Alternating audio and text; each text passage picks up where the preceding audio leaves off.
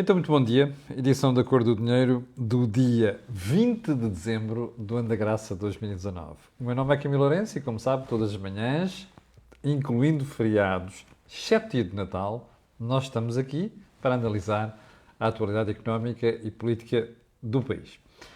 Hoje, como já percebeu, com o tempo que está lá fora, tenho que fazer a emissão indoors. Peço desculpa por isto.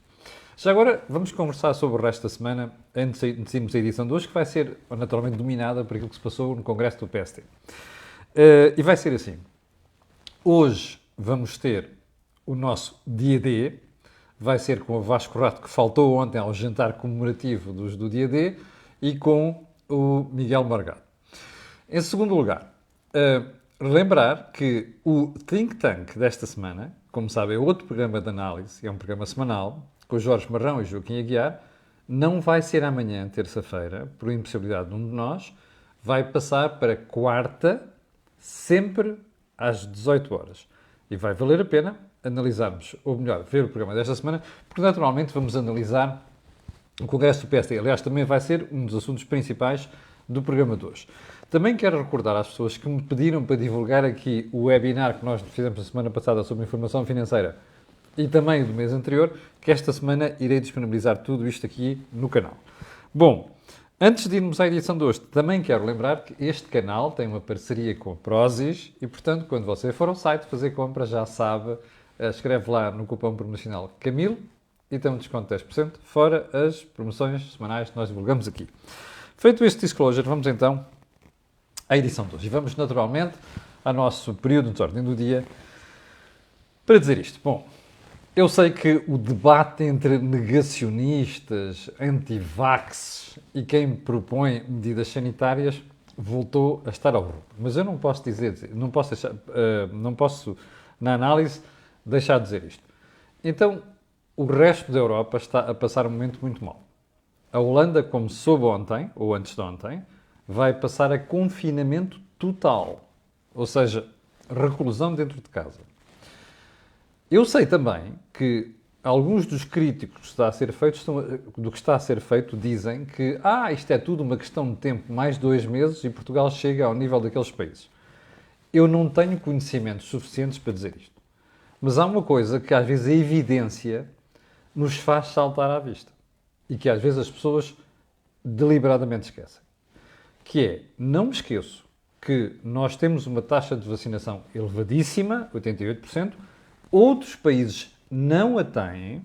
A Holanda está 14 pontos percentuais abaixo de Portugal, assim como a Bélgica, assim como a Alemanha, e, portanto, não posso deixar, mesmo como leigo, deixar de tirar esta pequena conclusão, que é, se calhar isso explica muita coisa, ok?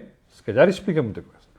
E a verdade é que nós estamos muito longe do sufoco do ano passado, pese embora esta história da Omicron ser muito mais contagiosa, e de facto é, como já nós estamos a perceber, e percebemos infelizmente, depois das coisas ocorridas, como dizem os brasileiros, corremos atrás do prejuízo, ok? Bem, segundo ponto, para você ver às vezes até onde é que chega o populismo e a loucura dos líderes políticos. Como você sabe, na Europa nós estamos a viver um período difícil, complicado, não é difícil, complicado, duvidoso até sobre política monetária. Os preços vieram para subir, aliás, subiram, vamos ver isso a seguir, é para ficar ou não. Atenção, começa a prestar atenção a isto, são as suas poupanças estão em causa. A inflação é a pior inimiga das pessoas com rendimentos mais baixos. Isto é aquilo que os Antónios Costas desta vida não lhe dizem. E os Mários Centenos também. Mas o debate chega a níveis de loucura. O presidente Erdogan da Turquia anda a dizer no seu país, a lira turca anda por ali abaixo, e ele anda a dizer que o Islão, a religião, justifica taxas de juros mais baixas. Veja só o nível a que desceu o debate sobre política económica, neste caso política monetária, no mundo. Mas você esteja descansado que ainda vai haver coisas mais estranhas, inclusive a de gente que supostamente sabe do assunto. Espera umas semanitas, ok? Já vai ver. Bom, as sondagens de opinião sobre as legislativas. Vamos analisar isto melhor daqui a bocadinho nomeadamente o impacto que isto teve no Congresso do PSD, mas como percebeu, no fim de semana foram divulgadas sondagens sobre as eleições de dia 30 de janeiro e que dão um PSD a escassos 2 pontos percentuais do Partido Socialista. Há muita gente que ficou muito excitada com isto, mas atenção, o que eu acho que a grande novidade e o que pode fazer abalar o país é o que se passa abaixo do PSD, nomeadamente em quem é que fica em terceiro, quem é que fica em quarto e quem é que fica em quinto. E, se calhar, os rapazinhos e rapazinhas que provocaram a crise política com o chumbo deste orçamento, se calhar vão se arrepender. Digo eu. Não é por acaso que nós estamos a ver tanto desespero nestes partidos como temos visto nas últimas semanas. Miss Catarina e Mr. Geronimo, não é? A falarem como se não fosse nada com eles, não é? Como se não tivessem estado a comer na gamela do orçamento nos últimos 6 anos. Eu já lá vou. Ponto seguinte, o voyeurismo, no caso João Rendeiro, o voyeurismo e a estupidez. Então vou dizer, bom, o voyeurismo é aqueles detalhes todos que andam ali a ser divulgados sobre o que é que o tipo fazia, onde é que estava e não sei o quê. Bom, mas o que mostra às vezes a ignorância da malta que vai para o terreno e não sabe o que anda a dizer é os pormenores de epá, aquilo é um cinto fortificado, barbed wire, ou seja, tudo cercado com arame farpado, câmaras de vigilância, seguranças e tal. Oh pessoal, já foram a Durban alguma vez? Ou não? Já foram a Joanesburgo e a outros sítios? Bem, eu só quero dizer às pessoas que deem uma volta por Durban e vão descobrir, sobretudo os arredores, tudo quanto é que é alojamento, hotel, resort, até residências privadas, cercadas, muros, barbed wire, ou seja, arame farpado, câmaras, iluminação. Percebem? Porque é um problema de segurança. Não é aquele Forest Manor exclusivo, uma coisa fortificada. Não! Aquilo é normal. Portanto, se precisam de detalhes para estar a fazer reportagem, pelo amor de Deus, arranjem coisas que valham a pena. Bom, ponto seguinte. A ministra, isto é mais sério. A ministra da Saúde, Marta Temido, e os testes. A ministra, este fim de semana, confrontada com falta de testes nas farmácias, que de facto é vergonhosa a situação, ao fim destas semanas todas, só um pormenor. Em que dia é que nós estamos? 20 de dezembro, certo? Quando é que o Governo anunciou restrições? Em novembro. E não foi no fim de novembro, certo? Já estamos quase com um mês de anúncio de restrições. E estamos quase com um mês de anúncio de que os testes gratuitos iam voltar, as pessoas tinham 4 testes por mês, que é manifestamente insuficiente, como está a descobrir agora. E nós não vimos também a ministra, no início de dezembro, dizer assim, não, de facto falta teste, estamos a resolver o assunto. Hello? 20 de dezembro. Sra. Ministra, ainda não teve tempo para resolver o assunto? Agora vai haver uma reunião entre as farmácias, o Infarmed, a DGS e a própria Ministra para resolver o problema. Meus senhores, eu nunca conheci ninguém tão incompetente à frente da saúde em Portugal como esta senhora. Desculpem lá. Eu gostava de fazer um elogio, não consigo. E o que eu acho espantoso é como os portugueses estão com tanta pala à frente do nariz, percebe? Que continuam a achar que aquela fulana é a pessoa mais, imagine, popular do governo. Porreiro pá, você tem o que merece. Bom, não esqueça, votou neles, por isso é que eles estão lá, percebe? Bem, vamos lá então aos assuntos principais de hoje. Primeiro ponto, entrevista de Manuel Pinho, no Expresso. Uma entrevista que eu, quando ouvi na sexta-feira à noite, citada pela SIC Notícias, pensei assim, eu vou-lhe mostrar qual é que é, se ainda não viu, é esta entrevista que aqui está. Fiz mal em ir para o governo.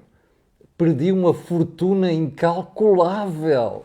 Eu às tantas quando vi isto, pensei assim, bem, este tipo devia ter um emprego à la Roman Abramovich, porque uma fortuna incalculável em Portugal... está bem, a gente pode dizer, podia ter ido para fora. Desculpem lá. Fortuna incalculável é coisa que eu tenho as maiores dúvidas que pudesse ser paga a Manuel Pinho. Primeiro ponto. Segundo ponto.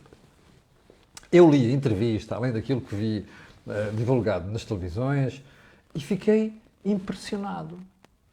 Porque, de facto, percebe-se ali uma estratégia que é assim, eu não vos vou dizer mais nada à malta da justiça.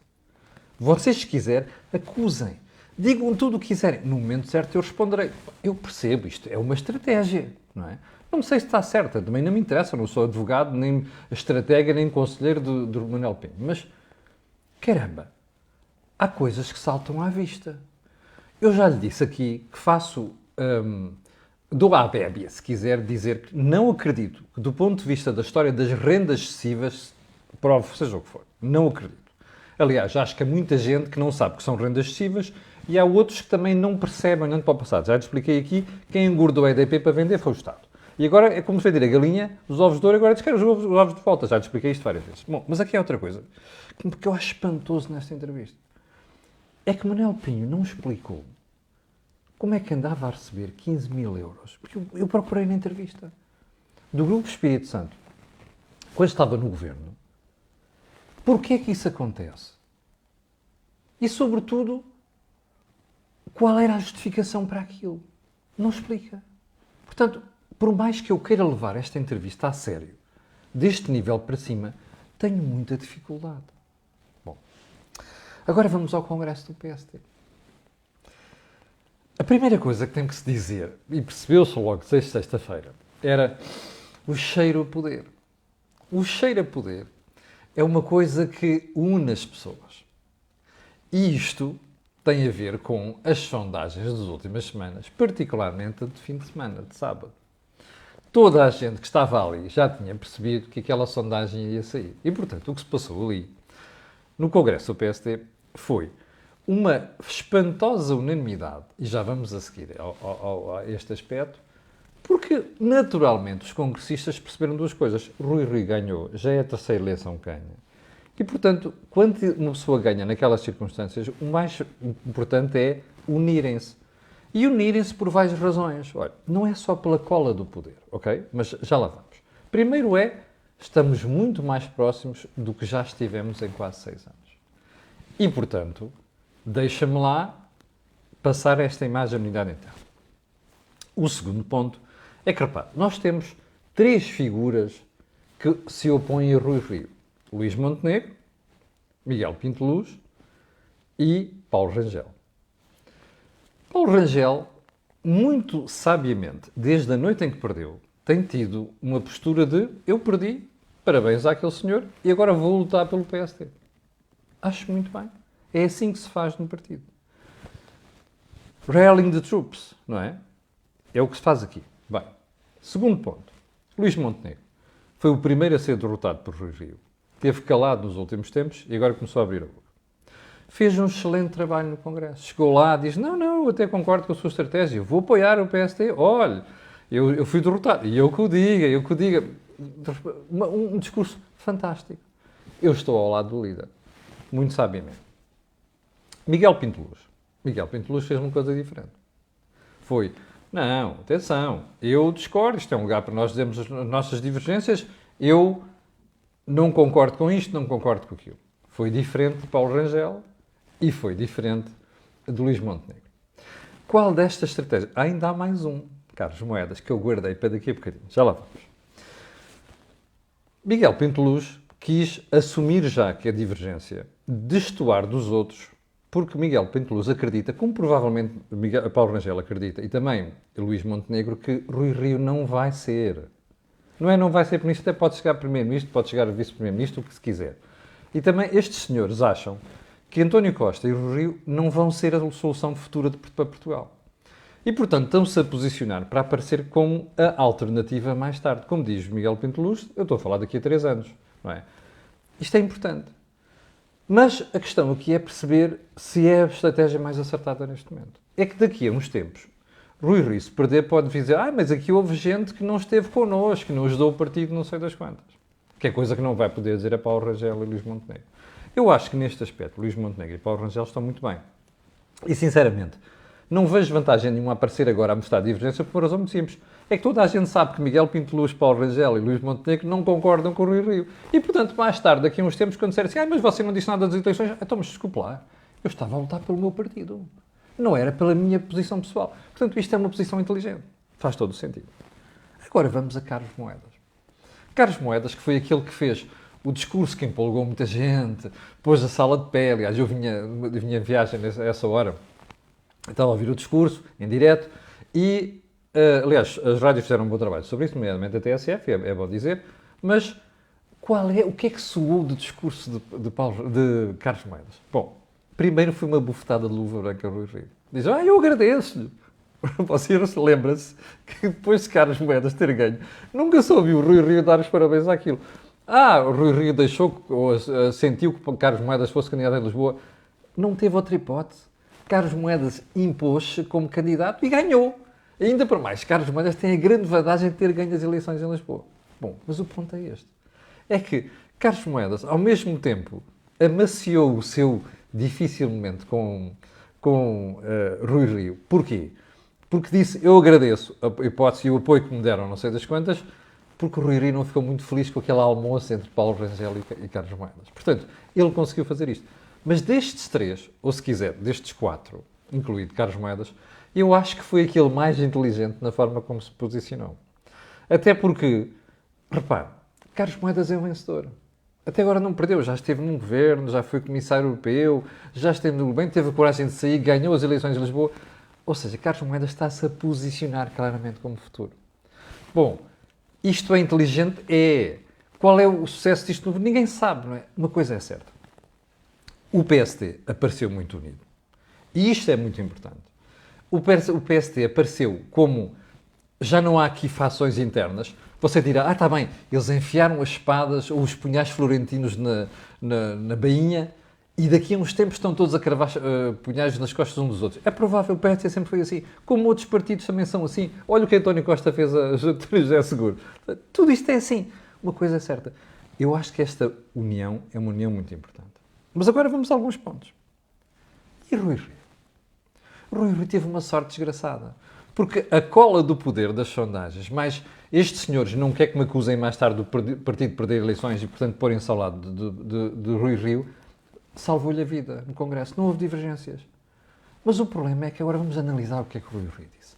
Rui Rio fez um discurso muito programático. Detalhes, zero. Sobre economia, ambiente, educação, não sei quantos. Zero. Foi tudo princípios gerais. Dá para tudo e mais alguma coisa. Portanto, não gostei. Segundo ponto. Rui Rio falou de coisas que nunca tinha falado. Olhe, por exemplo, TAP. E não sei o quê. Espera aí. Quantas oportunidades teve Rui Rio para falar da TAP nos últimos tempos? Não falou. Bom, mas o mais importante para mim, que é a falha gravíssima do Rui Rio, e que eu já disse aqui que não vou dar o voto a Rui Rio, nem a qualquer um que não me respondesse a esta questão. Qual é a posição do Rui Rio sobre Bloco Central? Eu vou explicar. PST ganha com pouca vantagem sobre o PS. Faz governo. Vai meter ministros do PS no governo? Segunda questão. O PS ganha as eleições. Rui Rio já disse que ajuda o Partido Socialista. Rui Rio vai meter ministros no governo? Ou é acordos de incidência parlamentar? E já agora uma coisa. Não convinha no Congresso ter dito nós estamos à espera que o Partido Socialista diga que se nos vai ajudar ou não, deixar governar? É isto que falhou. Foi isto que falhou em Rui Rio. E isto é que para mim é inadmissível. Eu sei que depois os estrategas do PST e os meus amigos estão lá dentro vêm dizer assim mas espera aí, Camilo, atenção, isto é a forma de ele chegar ao poder. Ele quer ter as mãos livres para fazer o que quiser. Pois, mas eu não posso dar cartões, não posso dar cheques em branco a pessoas que querem ficar com as mãos livres para fazer o que lhes apetece. Não pode ser. Já me chega o que o António Costa fez em 2015. Portanto, eu não dou cheques em branco a políticos assim. E, portanto, enquanto o PSD não me responder a esta questão, eu não vou votar no PSD. Vou estar atento, à espera, para poder formular o meu juízo. Não quero políticos no poder que vão fazer aquilo que eu não lhes deixei fazer. Porque eu sou contra o ter ministros do PS no governo PSD, assim como ter ministros do PSD no governo PS. Eu sou contra. E, portanto, esta questão tem que ser esclarecida. Já agora, não sei se reparou, mas ontem nos jornais apareceu logo uma série de coisas, olha, nomeadamente uma senhora chamada São José Lapa, no público, a dizer, isto é o cheiro do poder e tal, a colar, olha o Hugo Soares, até ele vem dizer, meus senhores, desculpem lá, uns têm a ver com o cheiro do poder, il mio naso, claro que sim, mas não é tudo isto. aquelas pessoas não querem ser acusadas mais tarde de terem contribuído para a derrota do PSD dividindo o partido. É essa a jogada. Portanto, isto é normal. Que isto comece a incomodar algumas pessoas de esquerda, inclusive nos jornais, eu percebo. Mas, francamente, já agora. O Congresso do PSD estava a ter eco noutros sítios. No fim de semana, houve um evento qualquer da Juventude Socialista, António Costa apareceu lá a discursar. Apareceu a discursar, parecia um daqueles aqueles palestrantes de eventos públicos e tal, estilo e não sei o que. Mas houve uma coisa que se notou ali. Primeiro, António Costa stopped short, como dizem os americanos, de pedir maioria absoluta, mas deixou lá entendimento sobre maioria absoluta. E depois até criticou a malta da geringonça. Mas atenção, o que é que ele diz? Não foi possível agora, mas no futuro porventura. Ou seja, atenção, vocês já sabem que António Costa é um indivíduo que vai buscar 7 vidas a todo lado. E, portanto, esta história dos insultos, que não é possível chatear-se, não sei das quantas, a qualquer momento António Costa é capaz de engolir uma série de coisas e fazer acordos com quem o chumbou o orçamento. Isto é por menor que fica ali. Mas atenção ao ponto mais importante. Eu não sei se você olhou bem para a linguagem, para o tom, até para a estamina com que o António Costa interveio. António Costa está sem chama. E isto é o reflexo daquilo que dentro do Partido Socialista se começa a perceber que é assim. O sentimento neste momento do PS é este. Nós podemos perder as eleições. Isto foi uma coisa que eu não ouvi socialistas dizerem nos últimos 6 anos. Ora, isto existe no PS neste momento. E é possível que até António Costa, nas próximas semanas, e outros membros do Partido Socialista, vão perceber que o problema é este, tentar dar um impulso diferente à campanha para derrotar mesmo o PSD. Eu não tenho dúvida que isto vai acontecer. Agora, nota-se uma coisa. O cansaço, esta falta de chama que se notou em António Costa, tem muito a ver com o cansaço. E o cansaço destes anos todos no poder e mais outra coisa. António Costa está mortinho mesmo para se pirar lá para fora. Olhe bem para o lugar do Charles Michel e não se esqueça de uma coisa. Quem é que manda na Alemanha neste momento? Um socialista. Olaf Scholz. E, portanto, a maré está favorável a António Costa. Ele está mortinho por se livrar desta porcaria para fora. Está a perceber? O que você vai descobrir mais tarde não vai ser assim. Como você vê, mais um que se pira daqui, mais um que estraga o país, porque ele estragou o país nos últimos 6 anos e vai deixar uma tarefa que sou suspeito que a direita depois vai ter que corrigir, que é a austeridade encapotada, percebe? Mas isto vai acontecer. Esteja descansado. Bom, Jerónimo. Ontem, ele a discursar, mais uns tipos do PCP, não falaram disto, não falaram aquilo, na habitação, na saúde. Como, Jerónimo? Como? Desculpa. Eu pensei que o Jerónimo estava a falar de António Costa e do governo que o Jerónimo Costa ajudou, que o Jerónimo de Sousa ajudou. É que o problema da habitação, da educação e do SNS são do Jerónimo e da Catarina. Porque eles é que dormiram com o António Costa e deram cabo do SNS nos últimos 6 anos. E agora vêm com a treta de exclusividade dos médicos, não sei o quê, e o seu SNS está de pantanas. Pois é, olhe para o seu umbigo, Jerónimo. O senhor e a Catarina. É que foram vocês os donos desta política. Foram vocês os apoiantes desta maltinha e puseram o país no estado em que está. É bom não esquecer isto. Não esqueça disto, você que está aqui a ver e que vai ver no dia 30 de janeiro, ok? É que há um culpado por esta brincadeira do país estar assim. Chama-se António Costa, Jerónimo de Sousa e Catarina Martins. Podem sacudir agora a água do capote, mas é assim, eu não sou estúpido. E tenho a certeza que muito português não é estúpido. E no dia 30 vai dar uma lição a esta gente. Bom. Vamos, quanto tempo é que já vamos? 24 minutos. Bem, preços. Preços estão a subir. Bom, vou-lhe mostrar o último salvo. Bom trabalho do público, aliás, já é coisa que eu tenho ouvido aí nos mercados nas últimas semanas. É esta manchete que está aqui. Crise dos materiais vai agravar o preço da habitação e já está a atrasar obras. É verdade. Isto vai correr mal. O que você tem neste momento já é uma subida muito grande no custo da construção e numa outra série de setores da economia. Aliás, há um responsável de uma associação do setor de empresas de construção, que é o Sr. Reis, que diz que os preços já não voltam ao nível em que estavam. Bom, qual é o ponto nisto tudo? Qual é o problema disto? É como você está a ver, anda uma série de gente a apanhar bonés.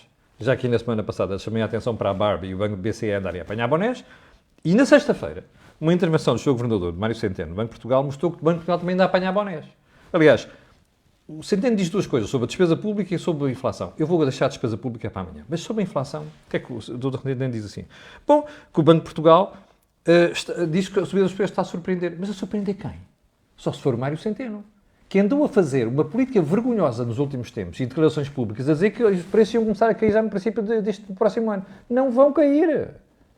E era bom que engolissem isto. Ele e a malta do BCE que andou a dizer estas brincadeiras. E, portanto, o conselho que eu lhe quero dar a si, nomeadamente se tem rendimentos mais baixos, ponha-se a pau. A inflação é um imposto. É o pior dos impostos. Impostos porque apanha toda a gente e, sobretudo, a malta mais pobre. A malta com rendimentos mais baixos. Está a perceber? Isto é o que é a inflação. É por isso que os alemães estão tão obcecados com a inflação. E por isso é que os socialistas estão a marimbar para isto. Aquilo é um imposto. Está a perceber? E esta malta perdeu o controle dos preços na Europa. E em Portugal, isto vai começar a comer os seus rendimentos. Bom, não lhe contaram isto, pois não? Pois é, mas esta malta negou-se a ver a realidade. E agora anda tudo ao tio. Bom, eu guardei os últimos 2 pontos, que foi a frase da semana, é da Ana Sá Lopes no Público. O Estado xenófobo, torturador e assassino. Você recorda-se o que é que eu disse aqui na sexta-feira sobre aquela história dos soldados da GNR envolvidos naquela história aos imigrantes? É que depois é isto. O Estado não é torturador, nem assassino, nem xenófobo. Não é. Pode haver uns elementos do Estado que têm funções no Estado que são assim. Isto não quer dizer o Estado. Isto é a generalização que nós temos em Portugal, habitualmente feita pela esquerda. Isto é inadmissível. Ainda para mais vindo de uma jornalista. Bom, último ponto. O caso Abramovich. Roman Abramovich, como sabe, russo, dono do Chelsea, tornou-se cidadão português. Ao abrigo de uma lei que permite que os judeus sefarditas, que eles foram expulsos da Península Ibérica, na Idade Média, voltem a ser, ou melhor, adquiriram a nacionalidade portuguesa. Começaram logo as conversas. É uma coisa muito escura, obscura, não sei quantos, o processo... Oh, meus senhores, não sejam assim. Nós temos um problema histórico, um problema moral em relação aos judeus que saíram daqui. Se ele tem herança de judeus sefarditas, deixá-lo ser português. Mas que estupidez é esta? Mas porque esta xenofobia mas é a imprensa de todo o mundo. É aqui em Portugal, é nos Estados Unidos, é em Inglaterra, até o Guardian se meteu nesta brincadeira. Se o homem quer ser português e se tem ascendentes judeus, portugueses, deixem-no ser português. Porque é que devemos deixar de ser português um Mamadou Ba e não devemos deixar de ser português Roman Abramovich? Não é? Uma boa comparação. Faites la liaison. Deixemos de tretas. É português quem quiser ser português. Já agora, é judeu quem quer ser judeu. Abba Ibn. Vai lá ver quem é o Abba Ibn, ok? Bom, eu estudei aqui há uns anos estas coisas. Bem, chegamos ao final da conversa de hoje. Quero agradecer às 6.900... Há bocado estavam 7 mil em direto. Quero pedir a estas pessoas e outras que vão ver aquilo que peço sempre, que é colocarem um gosto e fazerem partilhas nas redes sociais. E já sabe porquê. Aquilo que houve aqui, mesmo na semana de Natal, não houve mais lado nenhum. Obrigado, até amanhã às 8 e até hoje às 21 horas, com o dia a dia. Fique bem, tenha um grande dia e não deixe tudo para a última hora. Obrigado, com licença.